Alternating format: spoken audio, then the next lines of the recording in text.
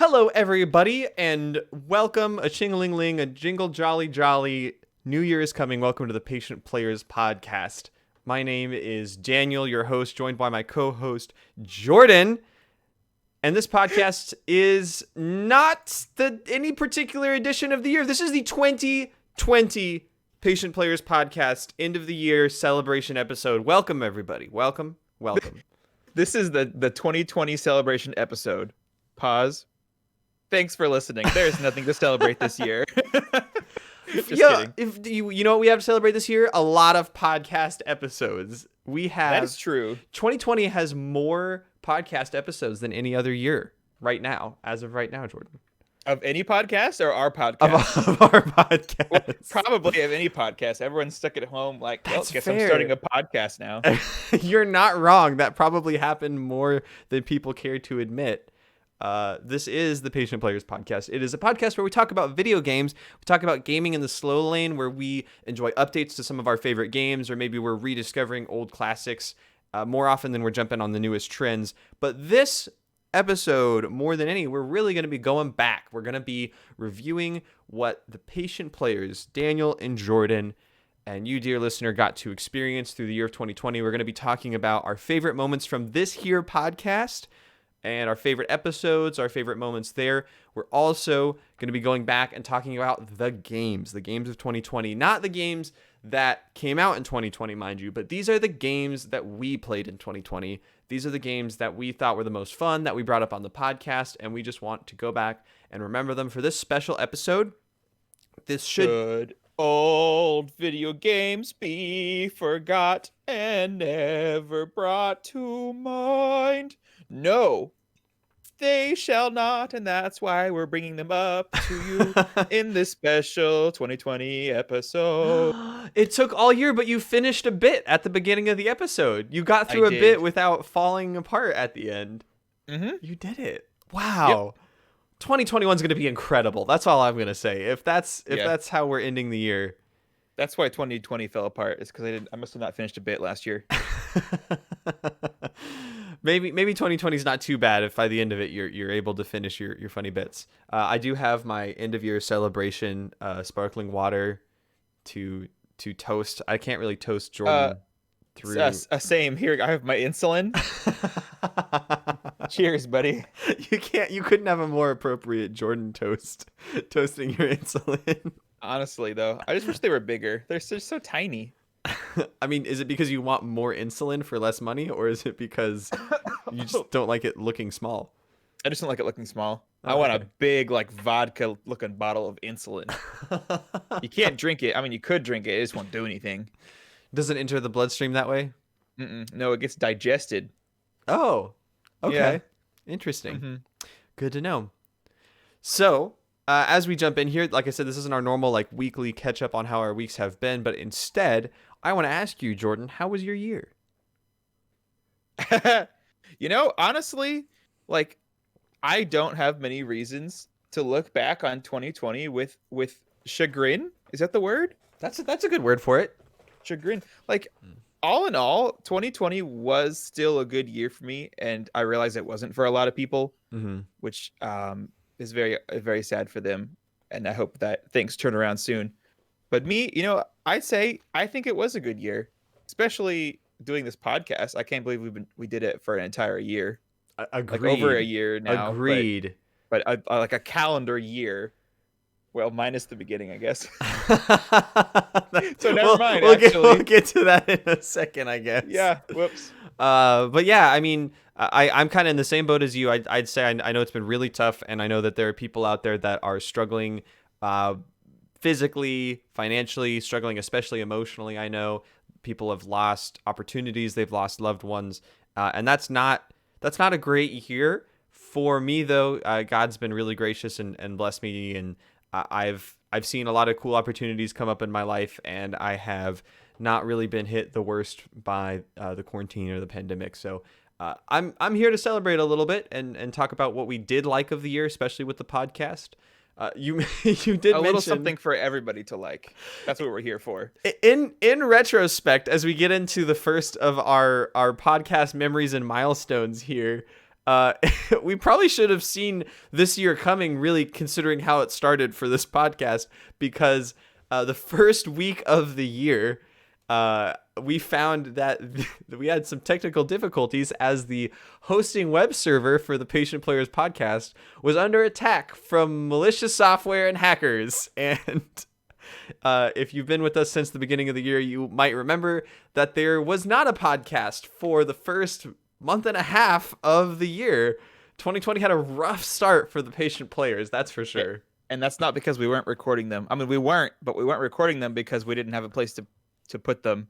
Yeah, it was. And you got like contacted by like your internet provider, and it's like, hey, stop doing this malicious stuff, and you're like, what? So, like, is there a reason that you're port scanning this business that you really shouldn't be? And it wasn't me. It was the podcast server. But a little bit of IT love and tender care brought everything back up to speed. We were able to release the first episode of the year on February the 8th. That is episode 21. Was the beginning of 2020. What if we just do that every year now? We just skip all of January and start the year in February. On the second week of February. Uh-huh. Yeah, I mean, man, that'd be sad. Yeah, I feel like that would make our current listeners very sad. Mm-hmm. For consistency's sake, that would also be sad. True. That just means that every day now, between now and the end of the year, we have to record a new episode, Jordan. And that way we can just stay on schedule, release one through all of January. We'll have to make up games that come out that we've been playing. Which is during those weeks. Predict if they're going to be good or bad. Or did the thing where it's like, Daniel, did you hear about blank? That happened this week? And then when it comes around, we just record. Did you hear about new video game that came out this week? Boy. I like how I sure do like gaming in slow lane. In the original recording, it's just blank, and then we just go back over it and we just put new video game name. Like, we don't actually put in any new games. Yeah, because nothing comes out really. Oh, that would be good. Oh, but BlizzCon is in February. I mean, that'll be another fun special episode. But we did get back on track. February, right before the eye of the storm of this horrible year for the world, we brought some light back into it with the Patient Players podcast, and things are going pretty smoothly. Though we did hit a pretty cool episode. This might be one of my favorite episodes, in my opinion. Would you want to talk about episode 29, Jordan? I have no idea. What is that? I don't know. It's in our notes. Episode 29. Yes, that was our first big special edition episode. Where in the... Oh, hey, look. Weekly special notes. I didn't see you wrote all this. Yes, I did. That's fun. Yeah. Yeah, so tell me, what happened on episode 29? Oh, well, I'll tell you since I set you up to set me up for that. That was our big top 10 episode. This is where... It was? Yes, it was. Why? I don't know. It just worked out that way. Did we not do top 10 for like a 50th anniversary or 1 year anniversary? No, that's coming later. There was a different reason we did. What? Yeah. But I need to go back and listen to episode 29 because Daniel and I were talking and we're like, we need to go back and listen to some of these because there's some funny stuff in there. We need to be like some robotic Canadians and go back and listen to episodes in drones. That is true. So anyways, yeah, top 10, episode 29. Episode 29, we went over the top 10 games each of us felt for all time. Like, we went all the way back. We're talking about GameCube games. We were talking about Minecraft, right? Like, this wasn't a top 10 of any particular time period. This was just our favorite games. Great episode to go back and listen to if you're new to the podcast and you want to learn a little bit more about us, about the style of games that we like. What's so confusing for you? I'm still trying to figure out why we did it in April. We just planned it that way. We just said like, hey, we should do this cool thing on an episode, and we just did it because we do what we want, Jordan. That's do love. So weird. I thought, I know we did love. I didn't realize we did what we wanted with the podcast. Apparently, they're one and the same. All right. And then we had another big jump. Master producer Jordan on episode 33. Will you tell us more about that? Yes, I know what that is because I'm looking at the notes now. That's right. This year, episode 33, we started going live on Twitch. In case you never heard of Twitch. First off, how? Second off, we started live streaming on the internet. We started live streaming our episodes, giving our listeners one more reason not to listen to our actual podcast episode, because you can see our wonderful faces live talking about video games on the weekends. Yes, and this is where we started Tuesdays. We started taking the questions live from the chat during our questions and answers section. And it's the start of the video archive of our podcast. So our YouTube channel started to get the video archive there. So prior to episode 33, you're really just stuck with our bland old voices in this bland old podcast, not the exciting life that you could be living over on the patientplayers.com /social Twitch and YouTube feeds. But yeah, episode 33 was where that all started. We've made some big improvements since then. I you know what? I didn't mark down the episode for this. I need to go back and find it. But shortly thereafter, we also switched over to a new theme song. I need to find that milestone. Oh my goodness, that is a milestone.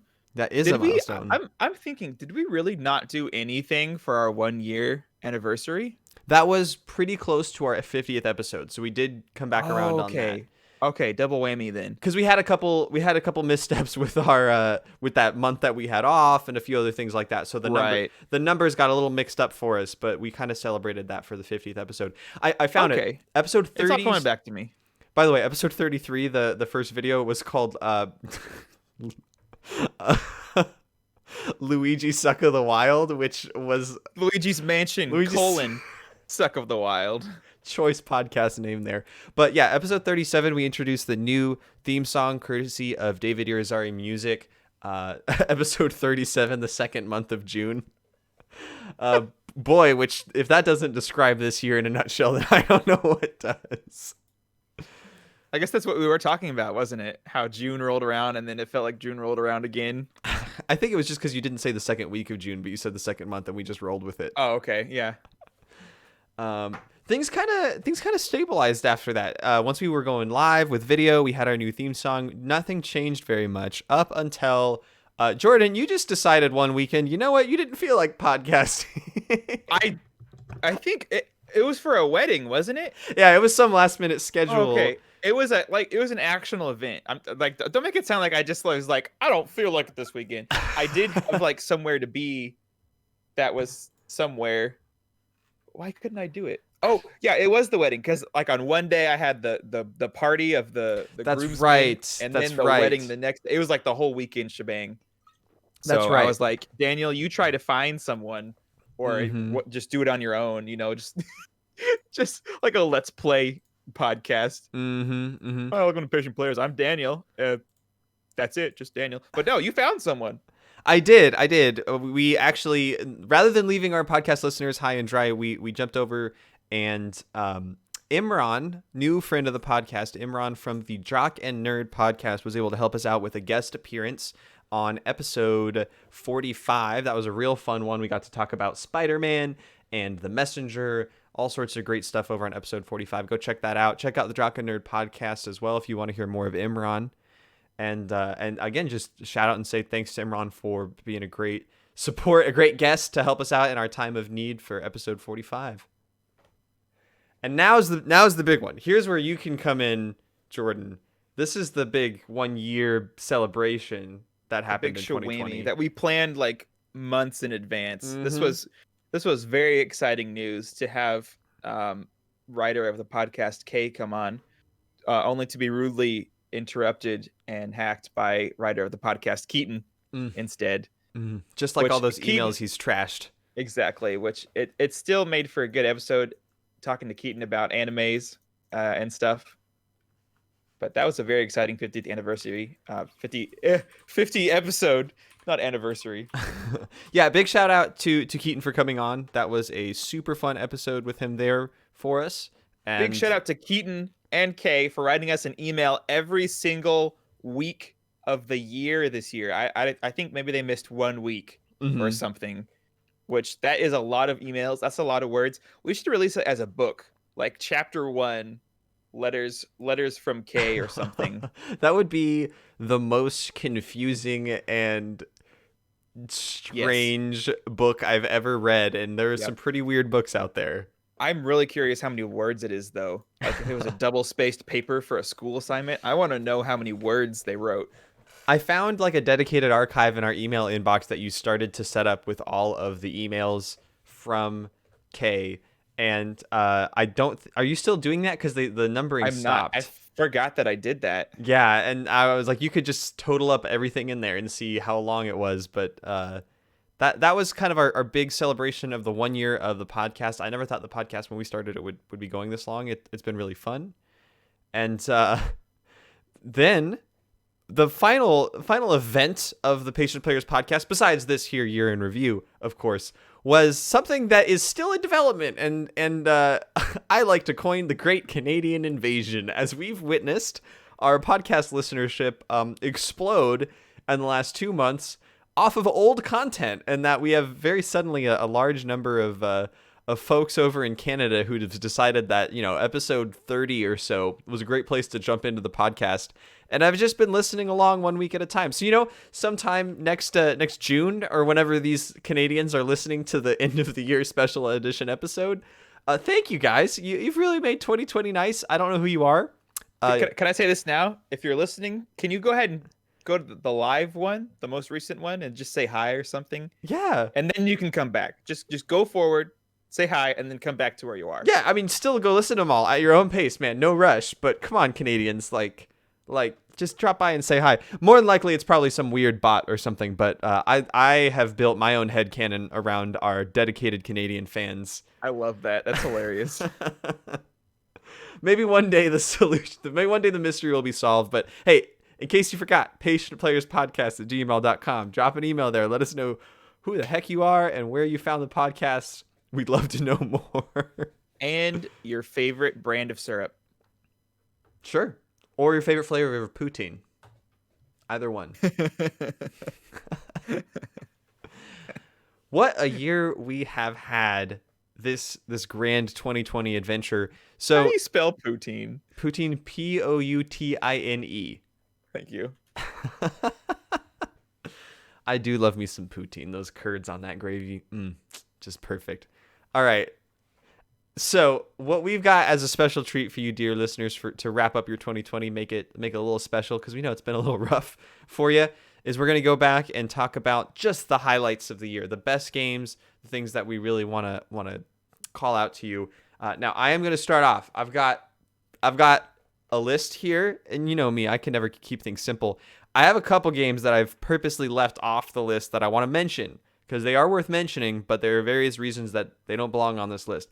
Mm-hmm. Dragon's Dogma and Dragon Ball Fighters.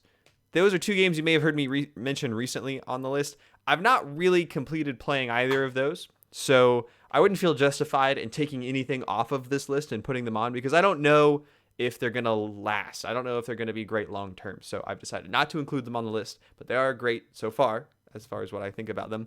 And whatever helps you sleep at night. Shush, Jordan, I'm trying to get through these games. He was really struggling earlier putting together his list. I had He's like, so many games. Please not count these two. That would make it so much easier if I can just say these don't count because I'm not done with them yet.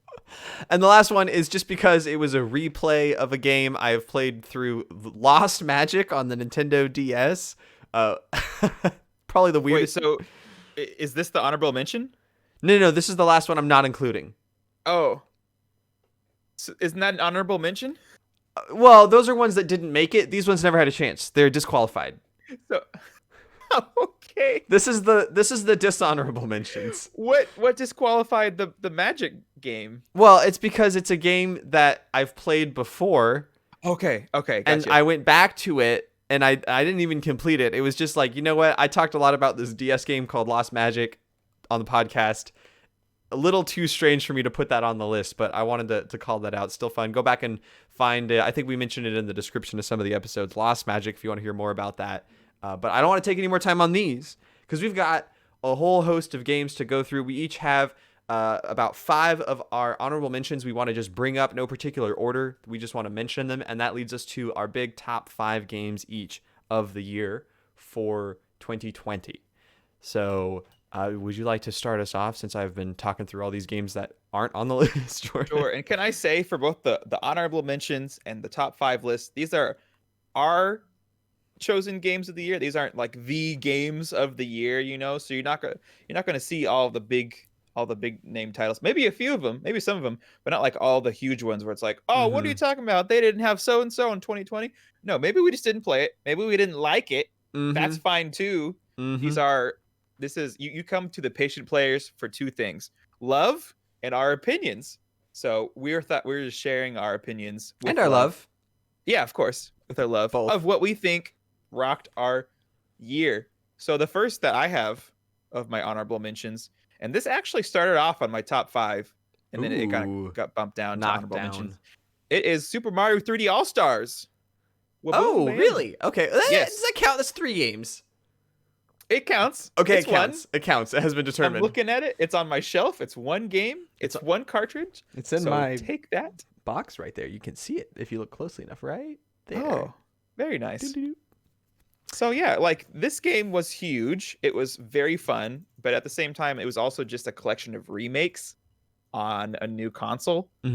I spent many an hour playing it, but it wasn't enough for it to be like, oh, that was a highlight of this year. It was definitely a great purchase, and I love it, but it definitely on the honorable mentions list. I'm surprised that almost made top 5 for you for a game of remakes, and you actively don't want to play Mario 64. Yeah, I still haven't touched it.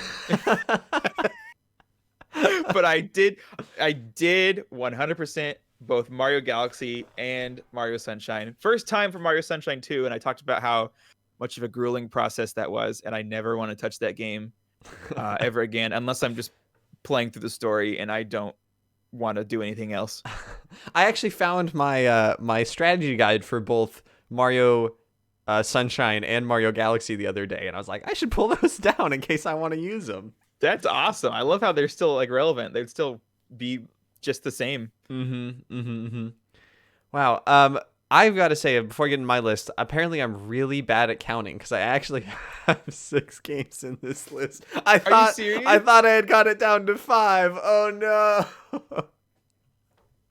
I thought 1 was the honorable mention for the honorable mention. Okay, so the most honorable of mentions, I'm gonna say is Jedi Fallen Order.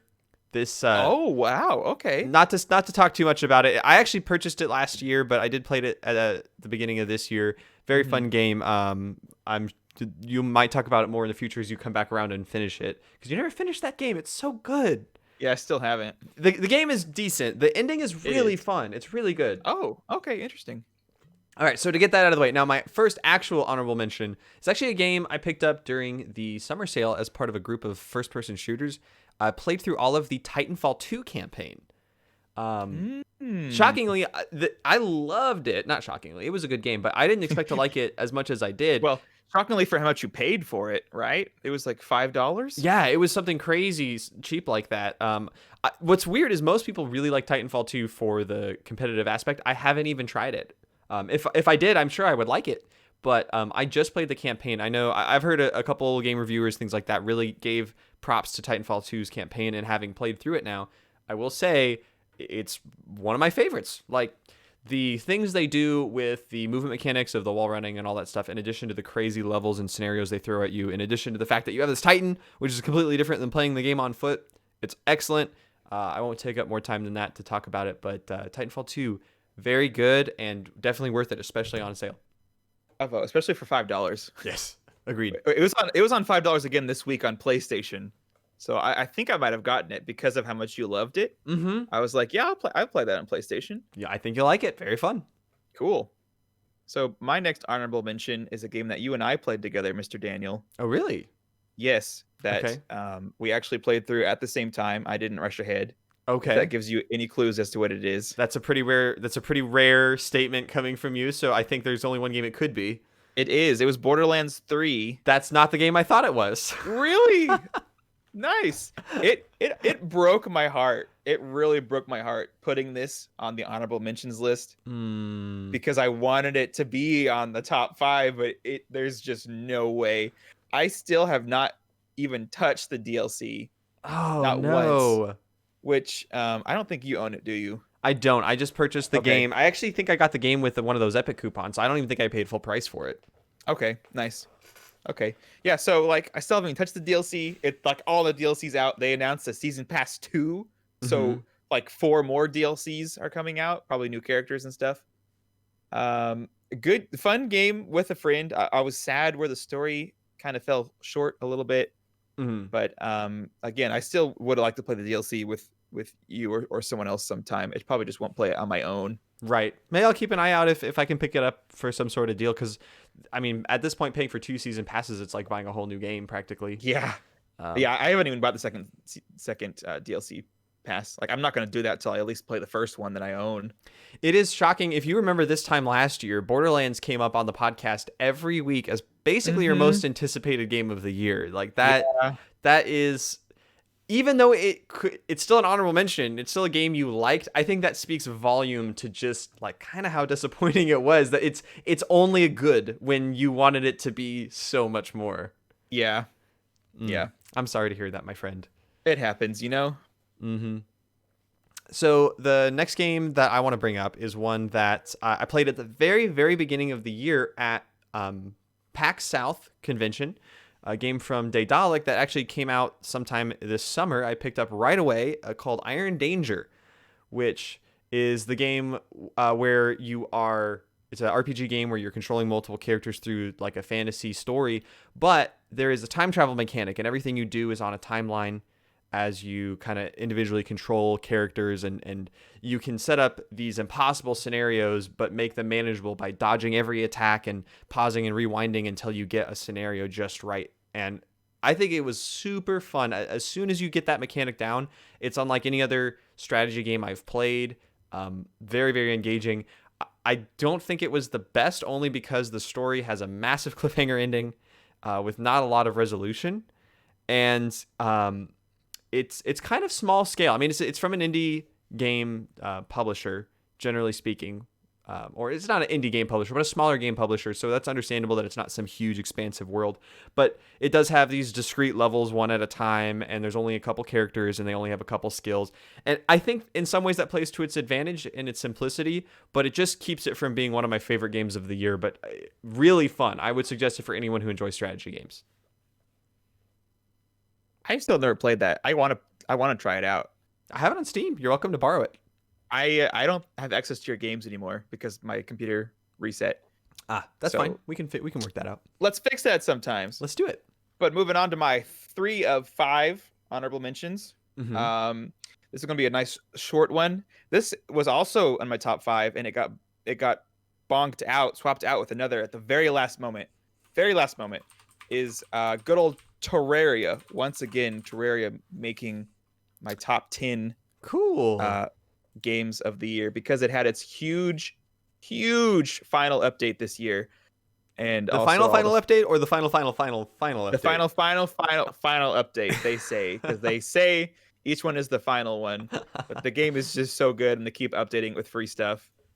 I had so much fun when the final update came out, and I had so much fun playing it with you, Daniel. Yes. Before the final update came out? Before and after, a little bit after. Not as much as we wanted, but we went from a normal world where we had just unlocked hard mode to an expert world where we didn't have hard mode, and then that was too hard for us, and we kind of swapped back and forth. And I honestly think the swapping kind of killed some of the momentum because of all the annoyance of taking your inventories back and forth. Yeah, I think you're right. But I had a lot of fun. This is the longest I've played Terraria like consistently, and I did see it when we were going through games. I didn't put it on the list just because didn't reach some of these other ones we're talking about, but I had a lot of fun. Mm-hmm. Cool. Now, the next game, it might surprise you that it's here, considering how much I talked about it, and it's not in my list, but I really, really enjoyed, and then really, really fell off super hard from Genshin Impact. Yeah. What? Genshin Impact. I could have sworn that was going to be one of your top 5. No, it's not actually. And it's just because. Wow. I think that game went from like the thing I wanted to play more than anything else. And I'm not saying it's a bad game, right? It's above all these other games I've talked about. Yeah. It's on the list. It's on my list. But the number of microtransactions and events in there was a blessing and a curse. It was a blessing in that I really wanted a game kind of like that, where I could be working towards all sorts of objectives. I wanted to see numbers go up. I wanted to, upgrade my weapon and then upgrade my skills on my character who I'm upgrading to upgrade my account. Like I just wanted that kind of grind of a game, just I can point myself at an objective. I can do it until I get there, right? The curse part of it is just that it took a game that I loved exploring and I loved finding new content in, and it turned it into a repeatable chore, which is kind of a death sentence for me, because what I realized I was having, the only time I had fun with that game was after I had already played for about 45 minutes and I had spent all of my like reoccurring energy. I had done all my daily quests. I had done whatever event was going on. And only after I had run out of all of those like energies and premium currencies and everything, then I felt like it was okay for me to go and just meander around the world and explore. But that was some of the times when I had the most fun. But because that game is tapped so closely into that center of your brain that's so reward focused and efficiency focused, if you had this like energy available that you could spend, or if you had quests you hadn't completed for the day and you knew they were going to go away tomorrow, it almost felt bad ignoring them. So I couldn't ignore them, but I also was having more fun not doing them. And so it led to the situation where I would treat it like a chore, right? Like, so I get up in the morning, I take a shower, I got to exercise, right? And on that list is Genshin Impact. And so I'm That's sitting hilarious. there like on my phone completing quests that I don't really want to be doing right now. And as soon as I realized that was happening, I just dropped off and I haven't played again. And it was fun. Maybe I'll go back to it someday, but I just needed to disconnect from that chore mindset. Fun fact, I downloaded that today. Whoa. Was it on PS5? Uh-huh. The one that you can't crossplay on. Yeah. It's fine. It's fine. It's fine. But yeah. I'd play it co-op with you if you got into it. That'd be fun. Yeah, I'll try it sometime. Obviously, I downloaded it because I wanted to try it. But I'm fine with having the non-crossplay version. Probably for the best in case I do get into it. We'll see. Fair. But for my 4 out of 5th, these aren't ranked. Just my second to last one to mention honorably before the list, before the big list, before the big Kahuna, if you will, is is Balloons Tower Defense 6. As long as it's not Adventure Capitalist, I think I'm fine. That I thought about it. I was like, no, I can't do it. I can't do it.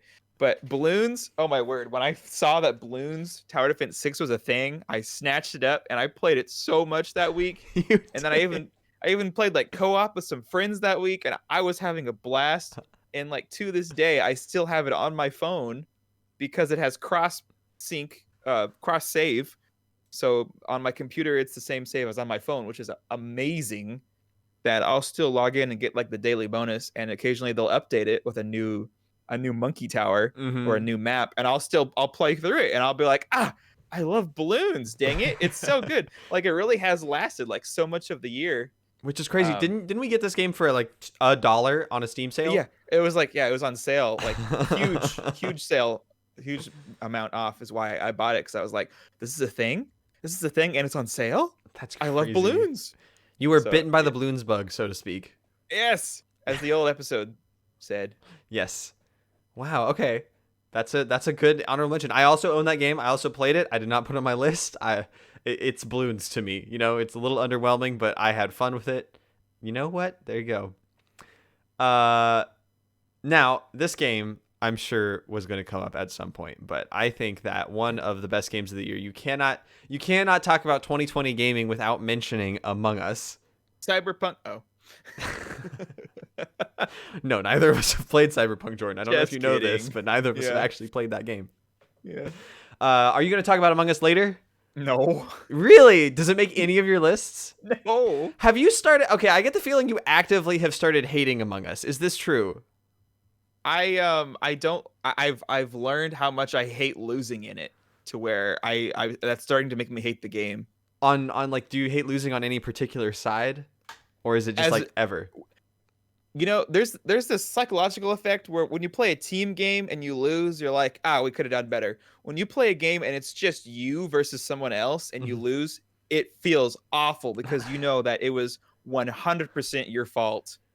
And I have a lot of self-esteem issues. So when I lose, 1v5, 1v6 or whatever, I feel so bad and like I get so mad that I couldn't like live up to like it's like I believed in myself to do it and I let myself down Oh that I no. my yeah uh Among Us it was iffy to begin with, but then I started realizing the frustration with it. Again, I'll still play it with friends and I just need to remind myself like as I play it like Mhm.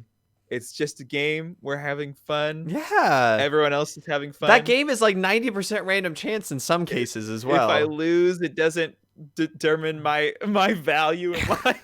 Welcome to Patient Therapy, where we get to explain to Jordan that it's Yeah. okay to not be perfect at things. Oh, okay. It's But you okay. like it. So tell me, I do Daniel, it like made your honorables. I do like it. It's just you can't get around. It's the same thing you mentioned with our top 10 when you were talking about some of the social games like Minecraft and Terraria, and there are moments with Among Us that have nothing to do with Among Us. It has everything to do with its accessibility, and it's free on phones. It's available on all sorts of platforms. Just came out on Switch, and like that does wonders for this game. You have people playing it, playing games as a group that you would never in a million years imagine would be playing this game. And so, And the phone one is free. Like that is mhm, huge. it's massive. Like the thing about Among Us, I literally noticed I haven't talked a thing about how the game actually works. It's just its availability and its ease of use. But it gets so many people playing that how can you not like a game that I can play with my parents and then sit down on Discord and play for 3 or 4 hours with a group of people who really like games, and it's just Mhm. as fun either way. And it's a game that has the simplicity of, well, you've never played before, so I can't tell if you're just doing things badly because you don't know how to hit the buttons right, or if you're trying to follow me around and kill me. Or it has the complexity to say, you know what, like, I'm playing 3 layers deep mind games where I'm not going to kill you here to pretend that I'm not the imposter, and then I'm going to sabotage this over here while I'm walking so you don't think I'm hitting buttons at the same time, and like down to the tone of people's voice to the timing of things, like everything is part of the game when you're playing with friends.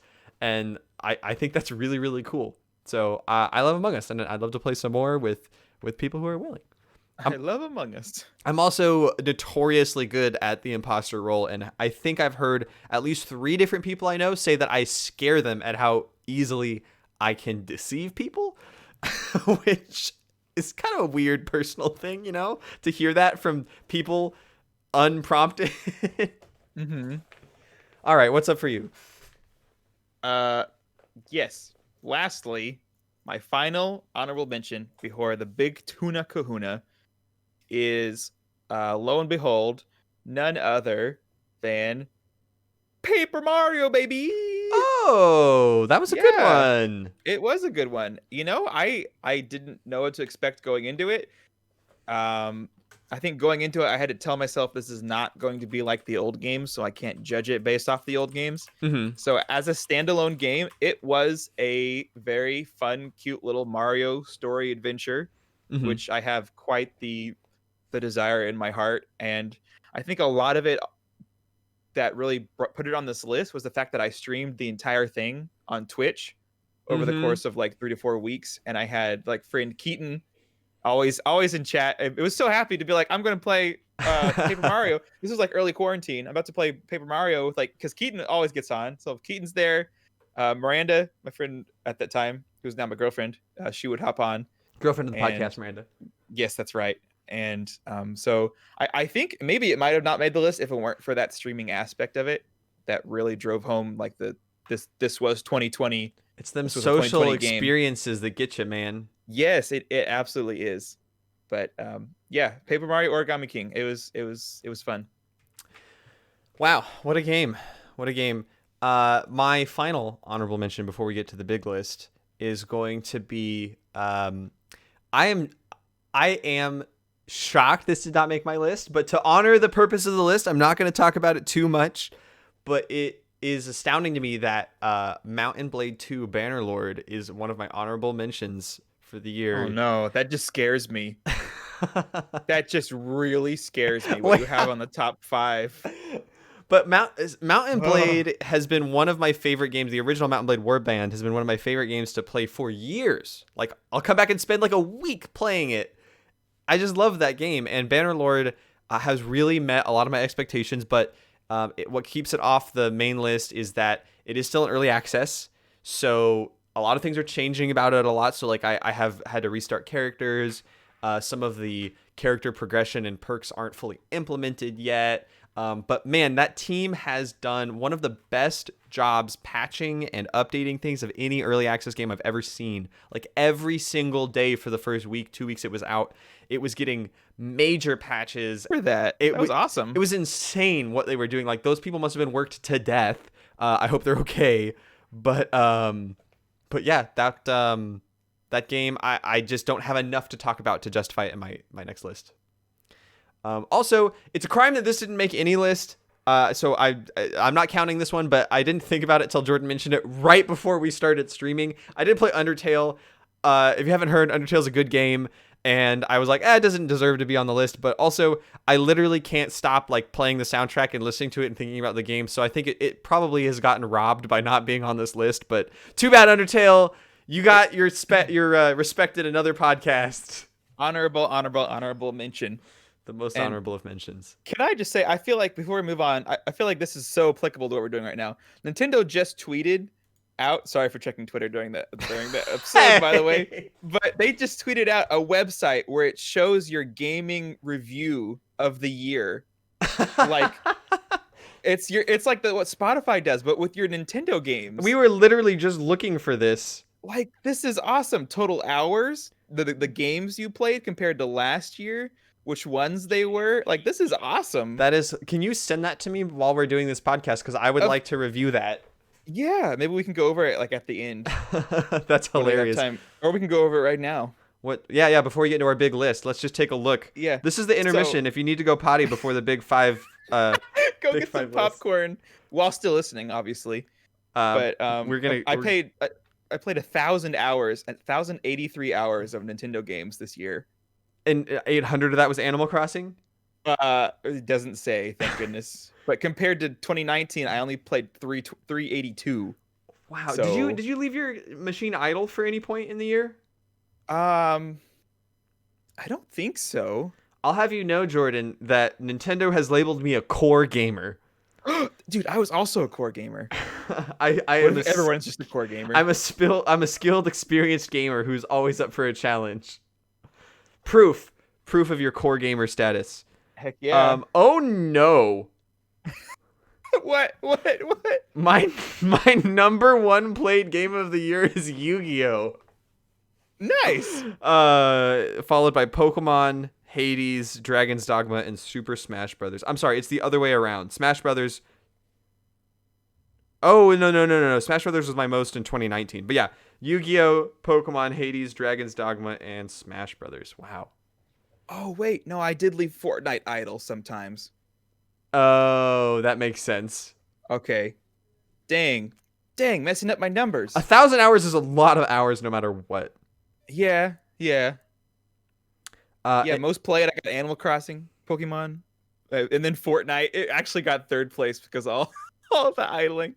Wow. And then Smash Bros. And Pokemon Mystery Dungeon. Apparently, Sunday, December the 6th was my most active day. And apparently, while in March I spent 90 hours playing, I spent exactly 1 hour playing in July. What? That is so weird. That is absolutely bizarre.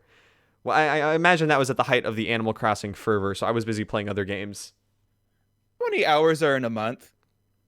Well, it's going to be 30 or so times 24. So you're looking at about 600 and a little more than 600. Yeah, like 720 or so. That's a big face you're making. How many hours have you played?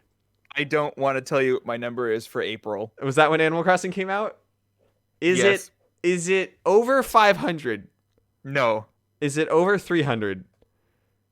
Yes.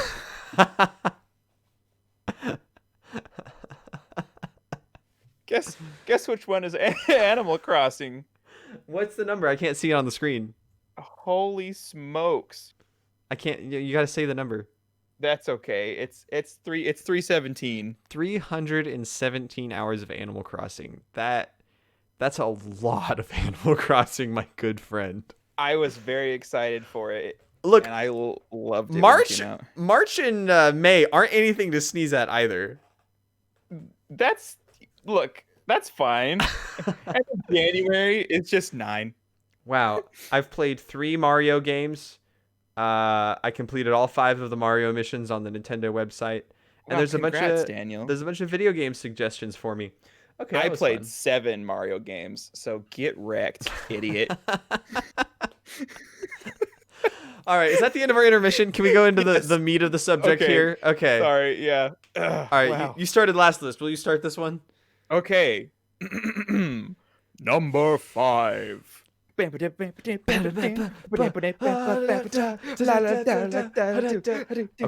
is it? Yeah. Hi, I'm your host, Jordan Squiggles. Welcome to my top 5 games of 2020. Okay. Coming in at number 5, we have none other than the conqueror of Terraria, the one swapped out right at the very last moment. Uh-huh.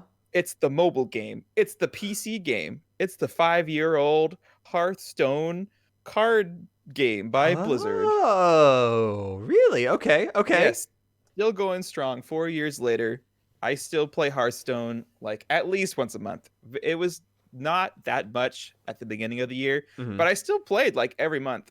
And there's not a lot of games that I've played for the past 4 years, like consecutively or constantly. Consistently. That's what I want. And then really, like, it just kind of picked up. Like, I'm still excited for every expansion that comes out. I am I love the new changes that they've put in. With like, I get excited when it's Monday now because I'm like, oh, that's when you get like the weekly quests for Hearthstone. And I'm just having a blast playing Hearthstone. That's cool. And only spending like 100, which, yeah, it's a lot for a game, but 100 3 times a year, so 300 a year on it, I can still get like all the cards. Like, I don't buy packs ever, and I have all the cards from like the past 6 expansions. I don't know if I'm 100% confident I've spent $300 on games this year, period. Across the board. What?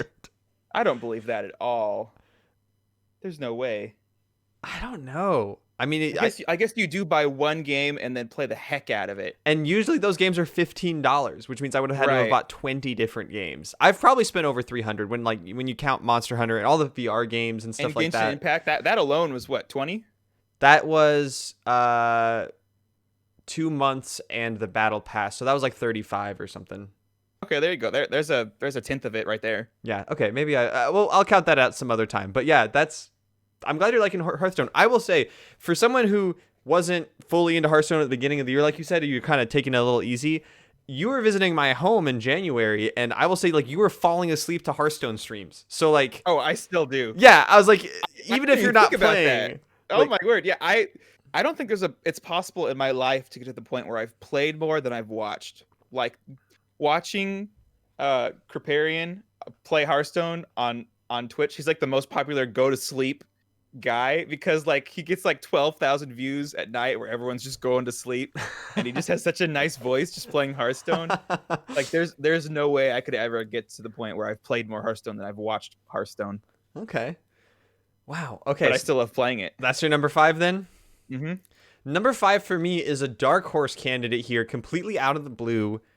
Did not expect it either to, like, I didn't expect it to come out, nor did I expect to like it as much as I did, but Mortal Shell was a game I had not heard about until the, was it, I think last year's PC gaming conference. No, it was this year's. It was this year's PC gaming conference, the one that normally is aired during E3. They showed it, and it looked just kind of intriguing. There's a giant fish and the people turning to stone, and I was like, what the heck is this game? It looks cool. And then it launched like a month or two later, like very recently after that. It was on PC exclusive to the Epic Store. And that was the game I tried to buy for full price and just happened to get the coupon for like $20 or whatever it ended up being. And then it was so good. It is a action RPG, a Dark Souls-like game. And I talked a bunch about it on the podcast, but the thing in retrospect that I liked so much about it was how it was so compact that there was only like 4 zones basically to play through. Mm-hmm. And there's only a couple bosses, there's only a couple weapons. It's not like this huge expansive world. But what that let it be is just concentrated, right? Every part of it felt good and fun and new. There was no area that was like a different area. And some of those 4 areas were like super unique and super interesting. And the enemies, there weren't a ton of enemies. Some of them did get reused, but each area did have like a lot of unique enemies and mechanics. And it was a game that I feel like if I wanted to keep playing it, I could just go back and play it again using different character or using a different challenge, like the one where you can't get hit at all without dying. Mm-hmm. Oh my word! Yikes! Which I did play through the first area of the game with that turned on. It was very difficult. I don't think I could do it, but I don't think I want to play through the rest of the game like that. I've not tried out that they had like a cosmetics only update for Halloween. They added a bunch of spooky things and like an autumn theme that seemed cool, and I reinstalled it to check it out. Just haven't yet. But Mortal Shell, I will continue to suggest for anyone who likes that kind of action RPG game. I think it's an excellent game. It's not full price. It's not full length. You're not going to spend a ton of time on it, and I think you'll enjoy it a whole lot. I know I did. That almost seems like kind of a bonus in today's days. Like, hey, this is a full game that you can play and beat and be done with it like in a short amount of time. It's like, ooh, I like the sound of that, because so many games are about getting you sucked in, monthly, daily playing. It's like, no, you playing, you're gonna keep playing. But with this game, it sounds like you can beat it, and obviously you can play it again. But it sounds like you can actually get to the end and be like, I beat this game. Yes, 100%. So to give you some context, I've beaten through the entire game. I took my time with the first area, playing it a bunch, and I've also replayed through the first area with that challenge where you can't get hit at all. And I'm sitting at just shy of 17 hours played in the game. So I believe like 12 to 14 is what I spent playing that game, and it was very, very good. Nice. And I agree that that's a benefit to it, not a downside. Is definitely. That it's compact. All right, number 4 for you. I'm looking at it and I'm starting to think maybe I shouldn't have done it. It should have been like last year. But also it kind of worked. It kind of still works this year. Is it this game you're about to talk about? I'm confused. Yeah, it's the number 4. Okay, what is it?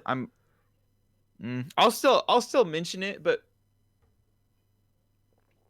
maybe it's more applicable last year. I put Super Smash Bros. Ultimate on my list. Okay. Like, yeah, just that I'm still always excited for announcements to it. I'm still like, for the first time ever, Smash Bros has been around in my life, at least, for like 10 plus years, just from friends having it and stuff. I've never been into it, but like with this one, especially recently, like I've started having fun playing it with friends. But I don't, was it this year? Quarantine kind of happened this year. So, so maybe it wasn't this year. Well, and you, I think what really got you back into it was starting to play more locally with friends, because I think when we've talked about it in prior year, it was like this intimidating thing to play against me, or like you always felt like you weren't good. That same, patient therapy coming back up again about, it's okay to not be good at something and still have fun with it. Exactly. But it's been nice playing it with friends over at my house, to where I'll like win sometimes. Especially even with handicap turned on, which I love handicap, but just being at the place where I can actually win a match, sometimes, not every time, not the majority of times, but sometimes, that makes me be like, oh, I can actually, like, I'm actually having fun playing this game now. Like, oh, this actually is a good game, and people will talk about it, and I'll be like, oh yeah, I like that game now. I'm not like the hater crowd against it because I suck and it's terrible and it's not fun, because it is fun, and it's fun to get excited about new characters. Did you learn about the block button? Yes. Good. That's the first step to becoming good at Smash Bros. Wait, the block button? Yeah. To block things. The shield? Yeah. Okay, yeah. Good. Yeah. You scared me. All right, number 4 for me. Now you tell me if this needs to go any higher, because I imagine you probably put this on here too, but is a little experience that we got to enjoy together this year called Monster Hunter. That's your number 4? That is my number 4 game. Oh, so nice. Do we need to wait for it? Is it higher for you? Um, Is it not on your well, list? am I saying my number 3 next? Yeah. I am, aren't I? Yeah. Can I Is say it? can I say my number 3 next real quick? What's your number 3 next, Jordan? My number 3 is Monster Hunter World. Woo! We both love this game. Yeah, What dude. a good video game. Man, this is a game I honestly am shocked that you enjoy as much as you do because of all of the surrounding stuff. Like Monster Hunter is a game I remember hearing like when I was younger was like so super hard to get into, super hard to learn, and had all this confusing stuff around the edges. And I played it on 3DS and I got past that stuff and I loved it a lot. And I just wanted to play it with friends. I only had one friend who would play it, and I think we only played twice. And other than that, I just played single player through like the whole game. And this one, we both happened to get it at a pretty good price. And friend of the podcast, Kyle, was really into it, so we knew that we were going to have someone to play with. He was so into it. Oh, I was so terrified as every time I got to a cutscene and there was like some weird Japanese cat thing, or there was like some menu that popped up that talked about some archaic crafting system, or there was like you open up the item menu and there's like 100 items and they're all labeled with a different number, and you have to mix honey and plants to get healing stuff. And like I was like, Jordan is gonna bounce off this game like rubber, and he's gonna miss how fun it is to like prepare and like gather materials and make a plan for a monster and like track it. You know what my solution was to that? To all that stuff? Can I make a guess? Was it ignoring all of it? It was just ignore all of it. Just forget it's there. Like the only things I ever crafted were traps because I needed them, and I've only ever used one weapon. I realized by playing this way, I am missing out on so much content. Mm-hmm. However, it allows me to actually play and enjoy the game to the point where maybe at some point I will be like, I am getting a little tired of this weapon. I'll move on to the next one and try and master that for a little bit. What weapon was it? It was the great axe, right? Yes. Where you could just big boy axe. Swing. Yeah, thanks to Kyle for being like kind of recognizing my play style and being like, you should use this one. You can just sit there and you can just wail away without stopping. I was like, that sounds fun. And I got to know how to use it, and I was like, that's it. I'm never switching now. Well, remember how I was telling you I was really afraid you were going to bounce off of it? I remember you got on and you were like, I'm going to try the charge blade. And I was like, ooh, I don't think you're going to like it. It's very complicated. And you're like, I got it. And then you were like, I don't know if I like this game. And then Kyle was like, hey, why don't you try the axe that you just smack things with? And yeah, and you like that one much better. I did indeed. Because Monster Hunter, it's a completely different feeling game depending on which weapon you have. And I really only played 2 of them. I picked up the Insect Glaive because that's what I played the last time I played it. It was super fun. But I switched over to the Longsword, which I think is definitely more my style with the counters, the timing of it all. I love timing encounters in these kind of action games, and how it rewards you by buffing you if you manage to like pull off one of these counters with the right timing. And man, we just talked last podcast about really wanting to get back into it. So you and I, holiday break, we got to boot up some Monster Hunter and go slay these Iceborne fools. I'm down. Let's do this. I was looking through my Steam library to determine my top games of this year, and I only have like 6 games installed, and one of them is still Monster Hunter World from July. Last time I played it was July, but I kept it on there because I was like, I want to come back to this. That was fun. Next time it recircles in the friend group, I'm be there. It's also big, so it's a big hassle to re-download. Well, I have gigabit internet. Oh, Anyway, give us your number 3 though. All right, my number 3. So moving on from Monster Hunter World, excellent game. Actually, a game that I nearly forgot was a 2020 game for me, but one of my favorite games, period, was Sekiro: Shadows Die Twice, which it feels like it was another world when I played this game. I think it was all the way back in January because I received this game for Christmas in 2019. Oh, wow. But yeah, I played this game all the way back then. I think it might have been February because we were doing podcast episodes, and as we discussed, January was not a great month for the podcast. But Sekiro, I mean, I like the game, I like the world. I've got this neat little poster here I'm going to put up at some point after Christmas of the main character. I just like that game. I like that game so much that I got every achievement, which is not unusual for people who like video games. However, It is for you. It is for me. And second of all, with Sekiro specifically, you have to beat the game at least 4 times that I'm aware of in order to get every achievement, because Jeez. there are alternate endings with alternate bosses, and there is an achievement for on a single save file beating every boss. That means you have to beat the game and then go to a new game plus and beat the game again. You have to do that at least twice. And so I guess that's 3. You have to beat it 3 times, I suppose. That would be it. But then there are other alternate endings you need to get, which don't have their own bosses, so you can kind of copy the save file and do it that way.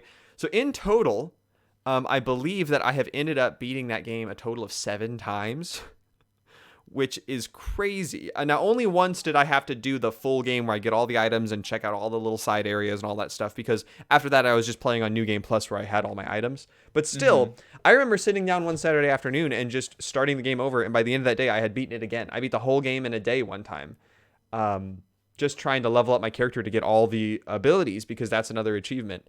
And I would do it again right now. Like, I really, really like that game. I'm a big fan of From Software, and I don't know if I could put it above the original Dark Souls, and I don't know where it stands in Bloodborne, but all 3 of those are definitely vying for my favorite. Like, I can't choose a favorite child out of all 3 of those. Oh my goodness, that's hilarious. I didn't know you liked Bloodborne that much. I was just about to say Bloodborne is probably 3rd out of that group, but yeah, I was going to say, it's like you absolutely love Dark Souls, like original one, with how much you've talked about it. Right. And not to say you didn't like Bloodborne, but you haven't talked about it nearly as much as you talked about Dark Souls or Sekiro. You got all the achievements, which apparently that's the one Steam game you have all the achievements in. I just checked. That's not true. There are games where I got all the achievements and then they added more with DLC. I got all the achievements in both of the Shadow, the Middle Earth games. I got all the achievements in, and I think there's one other one. Stinks that it takes it away. Yep, they do. I didn't think you could add more achievements in Steam. You can. They have DLC specific achievements in those games. Lame. But I gotta say, I think Sekiro is my favorite playing From Software game. I think Dark Souls is my favorite game with the world and the story. Like, it's just so good. And I think Bloodborne is probably my favorite mix of the 2. It plays better than Dark Souls, and I think it probably has like a much better setting than Sekiro. So I'm going to play Sekiro one of these days.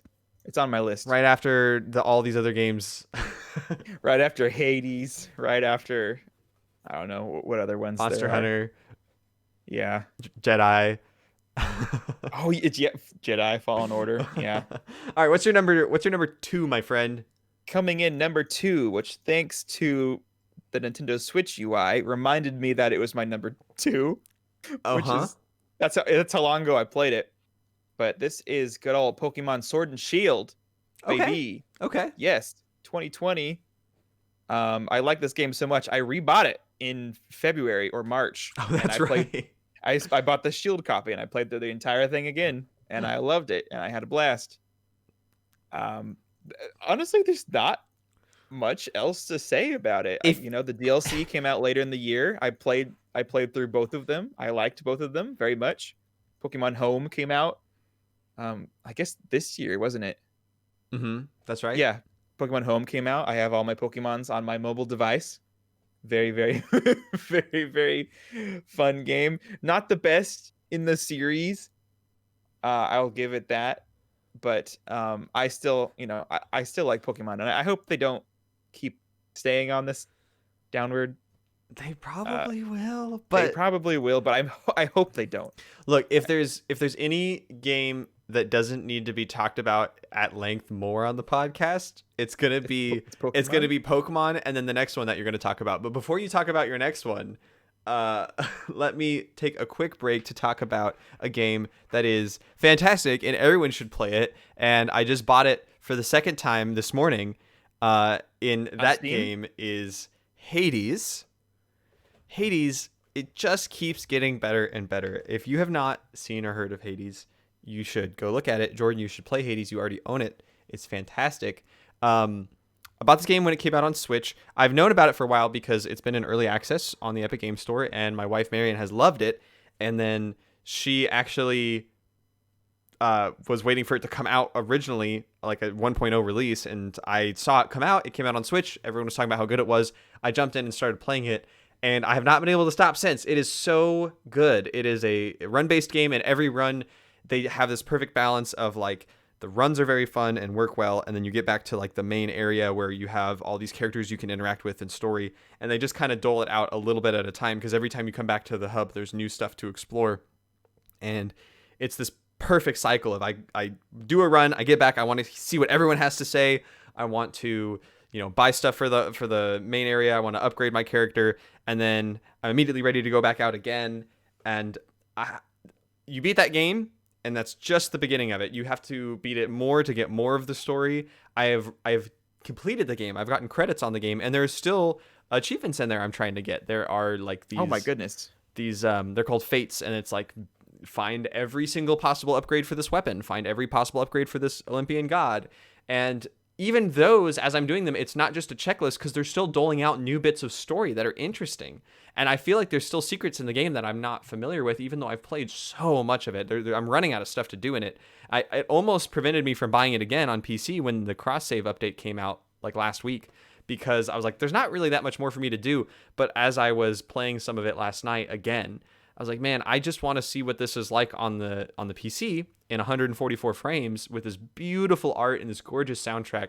So with the holiday sale from Epic Games, and they have that $10 off coupon, I bought it this morning. And okay, so you did get on Epic Games. Yeah, you can't say no to that coupon, man. It's too good. Yeah, that's pretty good. How much was it? 5? The coupon's $10 off, so I bought it for $15. Okay. Yeah, and not bad. And I just kept, the cross save works exactly the way you want it to. I literally just booted up the game and I was back in the same run. I was back in the same room that I had just saved out of on my Switch. Just how does that flawless? How does that make sense? It saves room to room. But to what account? Oh, you connect your when you on the Switch version, you can connect it to Steam or to Epic. Oh, so I logged into Epic through the Switch, and then it uploaded my save. Wow, that's awesome. And they do have multiple save slots. So if you've played it in multiple places, you can actually sync up your slots as well. So you can have your different save files from different platforms if you really care that much. Very, very good game. Yep. I want to talk about it more with you when you've played it. When I play it. Hold on. Can I ask, have you tried it on PC yet? Yeah, I played it for like an hour and a half today. Does it run better than it does on the Switch? You should just play it wherever you have it, because the difference is not large enough to make a difference if you don't already care about the game. If you already care about the game, gameplay-wise, it is not noticeably smoother. It just looks beautiful, right? Like, the difference is the frame rate better at all? It is, up to 144 on my nice monitor, which is better, but it doesn't. That's the resolution. What? That's the resolution. That's not a frame rate. No, 144 frames a second. 1440p is what you're thinking of. Oh, yeah. So it's up to 144 frames on the computer. But the gameplay differences of the higher frames is not noticeable to me. Like it just looks nicer, and it's very well detailed. The art is beautiful. Okay, very nice. I knew that was going to be on there somewhere. I guess I shouldn't be surprised that it was 2. That makes sense. I am shocked it beat Sekiro, but I think it deserves it. It's really, really good. Nice. Alrighty. So this is going to be Bump a Bum Game of the Year for Jordan 2020. Let's all say it together. No, I'm just kidding. Game of the Year 2020. Blood out of the water. What's your favorite game of this year? What marked 2020 as the best Blood year ever? Out of the water? Blow it out of the water. Oh. Like, boom. I was like, here it is. What happened to the water? Why is the water bleeding? You haven't heard the new update? Animal Crossing. Pirates come and attack your villagers and murder them and fill the rivers red with blood. Anyways, it's Animal Crossing. Big surprise. It came out in March. I played it when it came out in March more than I was alive on some days, which is crazy. Not so much anymore, but still playing it. because they're still adding new content to it. You know, it's Animal Crossing. It's the life simulator. Of course, you're going to keep playing it if you like it. I mean, obviously, your wife has kind of fallen off, and even my other friend's wife has also fallen off. But I still love it. I still like the content. I still got on every day. I'm building a snowman every day. It's okay to be excited. It's okay to be excited about Animal Crossing. It's a good game. It is. It better be. It's just, I'm not saying it's not okay to not be excited. I'm saying it's not okay that other people have gotten bored of it because they stink and they're little stinky faces, because I love Animal Crossing. You know, it might make them feel really bad to hear you say that they stink for not playing, and it might make them feel so bad that they don't want to boot it up again and start playing again. And maybe you should be an encouraging member of the Animal Crossing community. Fine, because Animal Crossing only deserves good players. I'm sorry. This is you terrible. are so toxic. I'm joking. I love my baby. My Animal Crossing baby. I love my island of Corona, aptly named for 2020.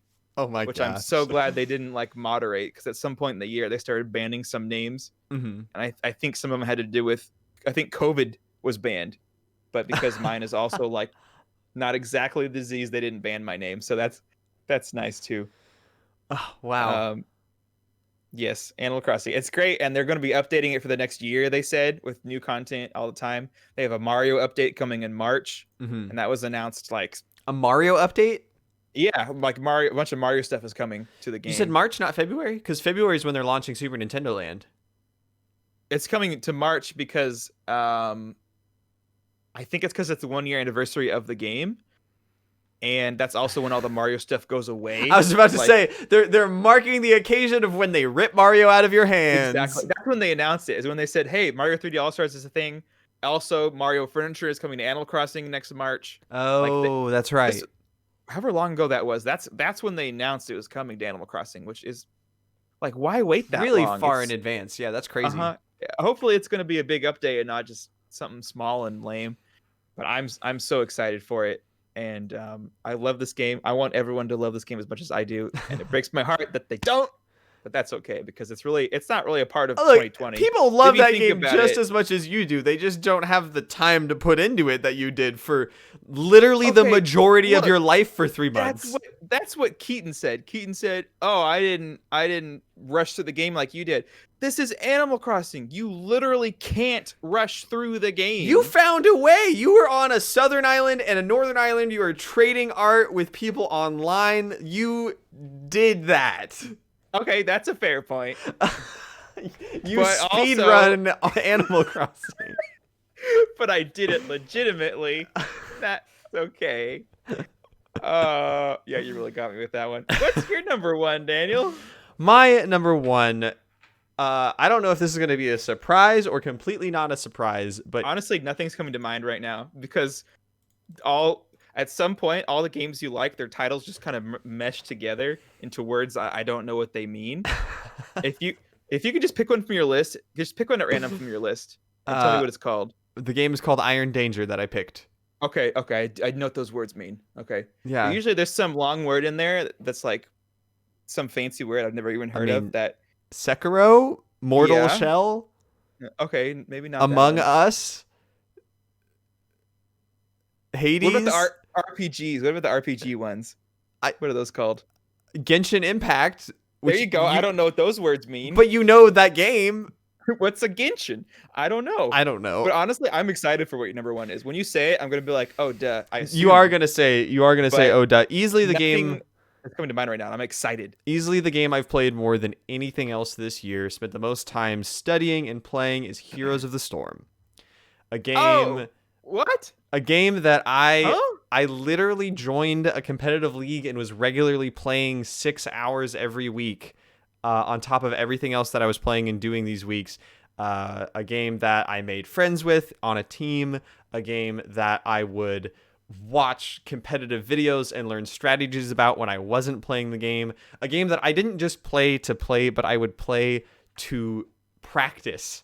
I would literally say, I'm going to play for these next 2 hours in order to be better at this character in the game because my team needs it, right? It went from a game to a sport, to a hobby.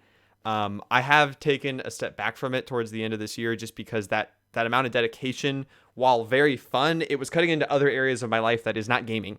And so for that reason, I had to take a step back from the team and the competitive scene. But it wasn't because I wasn't enjoying it. I loved the intensity of having an actual competition with points and brackets and a league and like a ranking that mattered, and having to coordinate with people, have practices, come up with strategies and synergies. Like I have not had a gaming experience like that. I've done occasionally, I've done 2 or 3 like Smash Bros tournaments. I've done other types of competitive stuff. I did some ranked Overwatch, but like that's really about it, of when I was really pushing myself to be better at a game. And with Here's the Storm, I went from playing quick play all the time to like shot calling for a team. Like not only having to know how to play my character, but having to know as a team what strategy we need to take on a certain map with certain heroes to accomplish certain goals. And like the level of depth that I had to pour myself into this game to get to that was a lot. I don't think I've treated any other game like that. So definitely Daniel 2020 is most defined, I think, in terms of video games by Heroes of the Storm and my experience with the team, the Devil's Rejects. You guys have done a great job, and I hope to play with you guys again sometime in the future. But for now, I'm just enjoying the game. I climbed an entire rank. I climbed all the way from Gold 5, and I'm now sitting at Platinum 2. So very impressive. I'm nearly at Diamond level, and that's how much I've improved. I love it. You did make it to Diamond at one point. No, I didn't. No, didn't? Platinum 2 is the highest I've climbed. Oh. Yeah. I could have sworn you did. I was in and out of Platinum several times, but once I got in there and stayed in there, I rocketed all the way up to Platinum 2. Okay. Yep.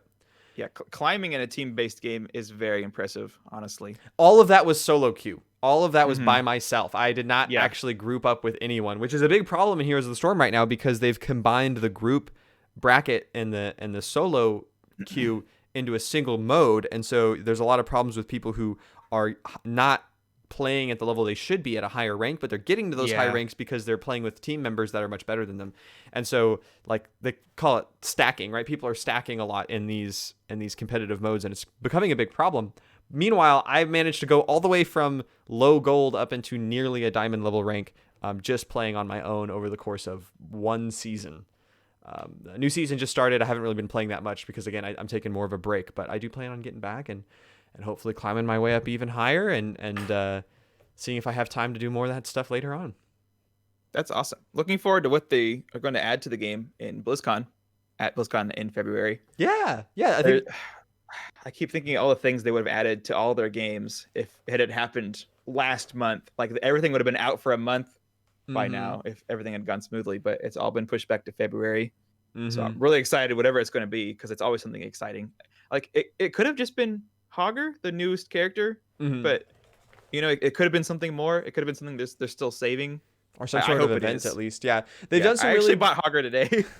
They've done some really cool stuff with the game too, because they had these things called the Nexus Anomalies that they have announced they are ending. They're turning those off, but they were drastic changes to the games that they wanted to try out for like a month or two, and then based on the feedback they would leave them or adjust them or take them out completely. So they changed the way that the buildings shoot at the characters, which is a big change. They changed the way that experience points are gathered, which is a huge change. They even added random weather effects, which everyone hated, so they took it out. But it was crazy when it was in, where you'd get hit by lightning and be going faster, or you'd have a shield because it was snowing. It was just wacky. And the most recent one, they added a universal ability that everyone could use once every 5 minutes to become unstoppable, which was a really big game changer. And they just took that out, and they've announced they're not doing any more of those. But 2020 was a crazy year for Heroes of the Storm, and it was a crazy year for me playing the game. Very nice. Wow, and here we are, end of the year, end of the podcast. Do you want give me a full read through of the Jordan 2020 experience in video games? My eyes are closed, my ears are attentive. What is it, Jordan?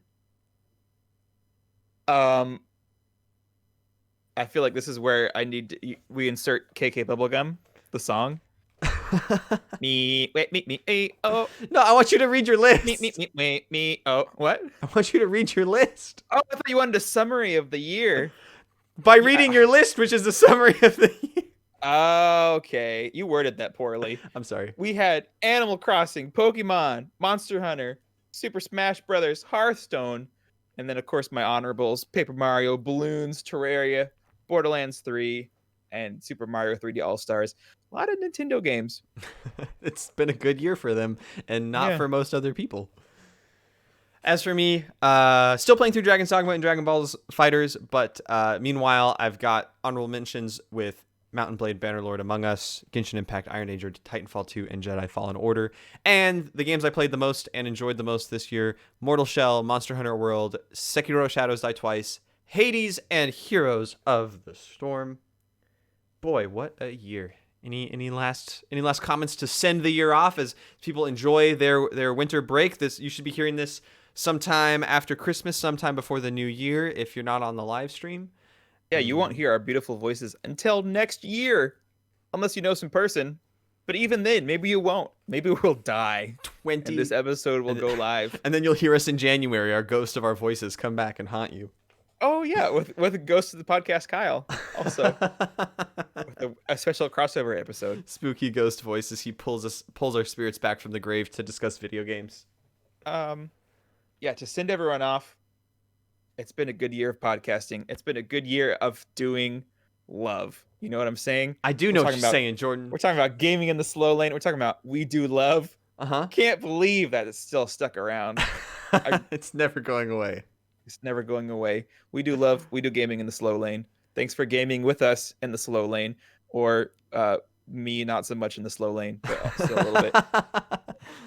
And honestly, you know, this whole thing, it's something we do for fun. It's great to have all of you guys here as listeners. That's what really makes it special. When we get to hear from you, we get to see you guys in the live stream, when we get your emails over at patientplayerspodcast@gmail.com.